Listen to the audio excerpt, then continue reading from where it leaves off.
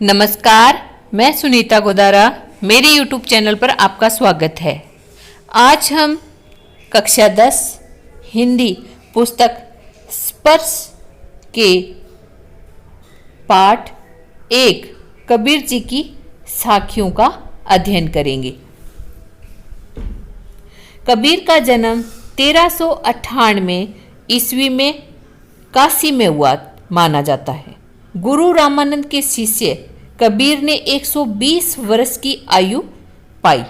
जीवन के अंतिम कुछ वर्ष मगहर में बिताए और वहीं चिर निद्रा में लीन हो गए, यानी 1518 ईस्वी में इनकी मृत्यु हुई। कबीर का आविर्भाव ऐसे समय में हुआ था जब राजनीतिक, धार्मिक और सामाजिक क्रांतियां अपने चरम पर थी। कबीर क्रांतदर्शी कवि थे। उनकी कविता में गहरी सामाजिक चेतना प्रकट होती है। उनकी कविता सहज ही मर्म को छू लेती है। एक ओर धर्म के बाह्य आडंबरों पर उन्होंने गहरी और तीखी चोट की है, तो दूसरी ओर आत्मा परमात्मा के विरह मिलन के भावपूर्ण गीत गाए हैं। कबीर शास्त्रीय ज्ञान की अपेक्षा अनुभव ज्ञान को अधिक महत्व देते हैं। अनुभव जो हमने सामने और प्रत्यक्ष देखा है, जिस ज्ञान को हमने खुद जाना है। उनका विश्वास सत्संग में था और वे मानते थे कि ईश्वर एक है, वह निर्विकार है, अरूप है, यानी उसका कोई रूप नहीं है, बल्कि उसको तो महसूस किया जा सकता है। कबीर की भाषा पूर्वी जनपद की भाषा थी। उन्होंने जन चेतना और जन भावनाओं को अपने शब्द और साखियों के माध्यम से जन जन तक पहुंचाया। साखी शब्द साक्षी शब्द का ही तद्भव रूप है, यानी साक्षी शब्द जो है वह तत्सम है और साखी शब्द है वो तद्भव है। तत्सम और तद्भव क्या होते हैं? तो तत्सम वे होते हैं वे संस्कृत शब्द जो सीधे हिंदी में लिए गए हैं और जिनको बोलते बोलते धीरे धीरे उनमें परिवर्तन आ गया जिन शब्दों में, वो तद्भव शब्द होते हैं। और जो संस्कृत निष्ठ शब्द हैं वो तत्सम होते हैं। साक्षी शब्द साक्ष्य से बना है, जिसका अर्थ होता है प्रत्यक्ष ज्ञान।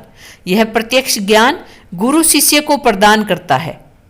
संत संप्रदाय में अनुभव ज्ञान की ही महत्ता है, शास्त्रीय ज्ञान की नहीं। कबीर का अनुभव क्षेत्र विस्तृत था।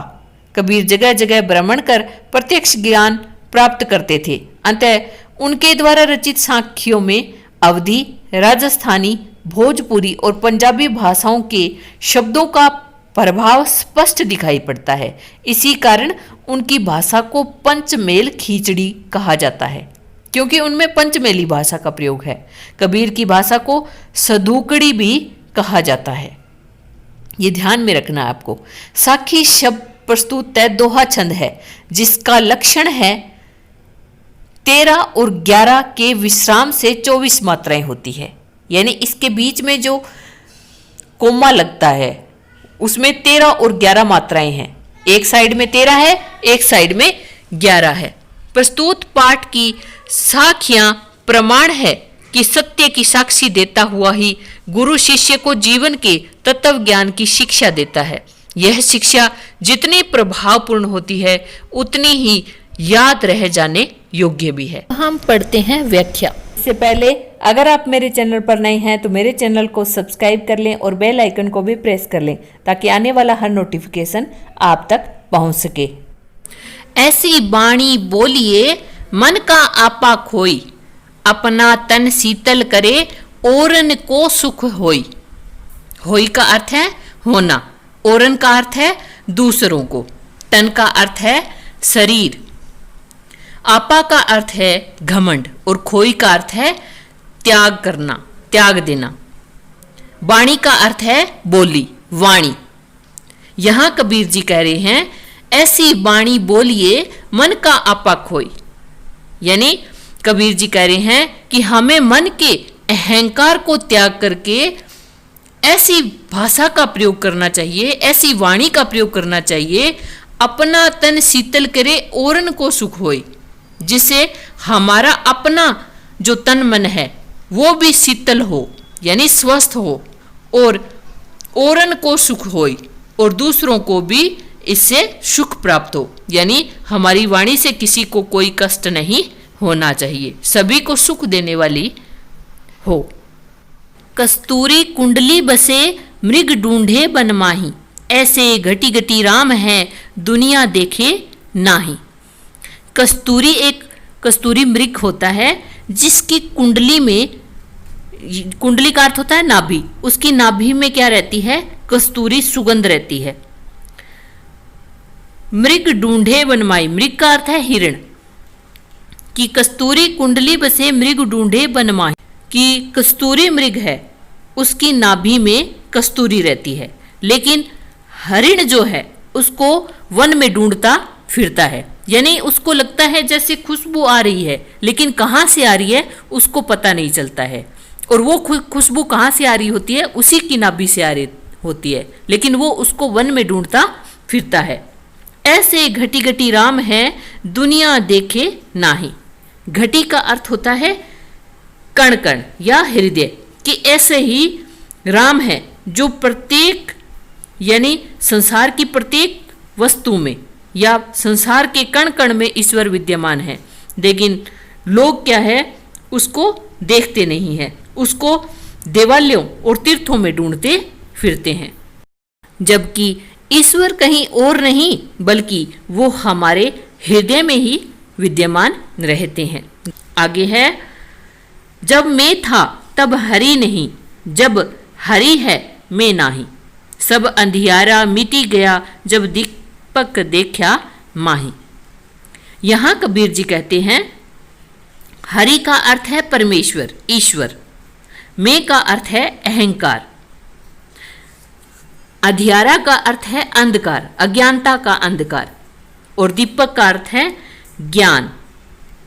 यहां कबीर जी कहते हैं जब मैं था तब हरि नहीं, मैं का अर्थ है अहंकार, कि जब तक मुझ में मैं था अर्थात अहंकार था तब मेरे पास परमेश्वर ईश्वर का वास नहीं था, मेरे हृदय में ईश्वर का वास नहीं था।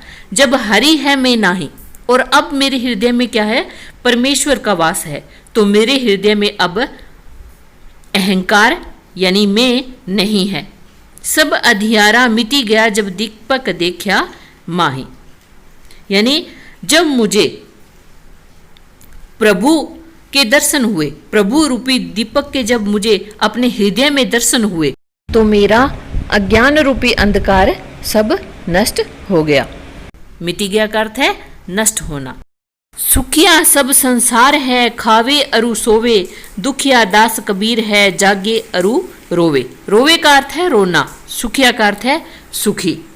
कबीरदास जी कहते हैं, यहाँ कबीरदास जी है वो अज्ञान रूपी अंधकार में सोए हुए मनुष्य को देखकर दुखी हैं।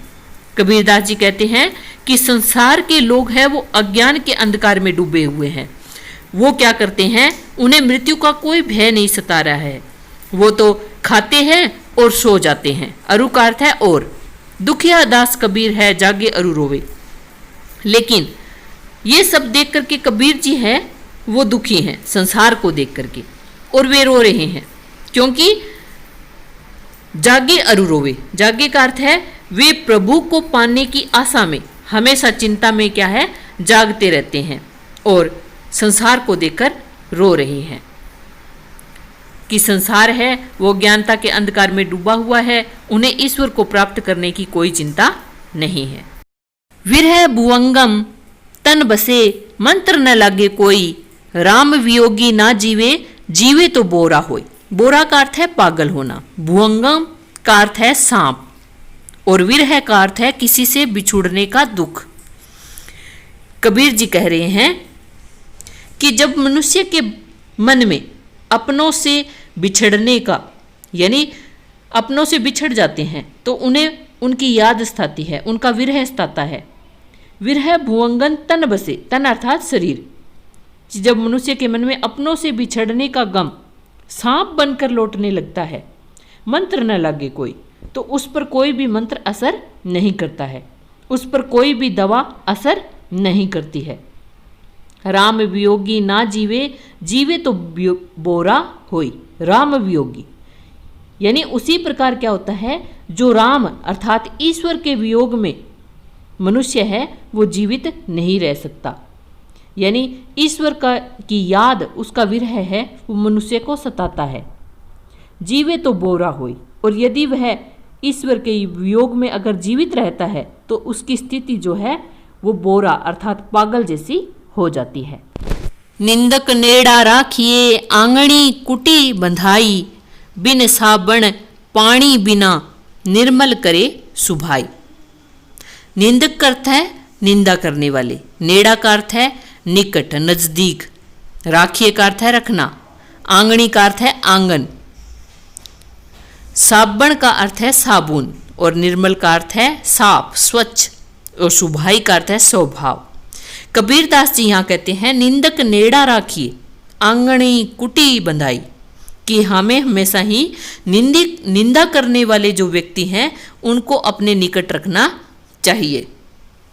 हो सके तो उनको क्या करना चाहिए, आंगन कुटी बंधाई, कि उनको अपने आंगन में ही उनके लिए घर बनवा लेना चाहिए। कुटी का अर्थ है घर, कुटिया, अर्थात हमेशा अपने आसपास रखना चाहिए।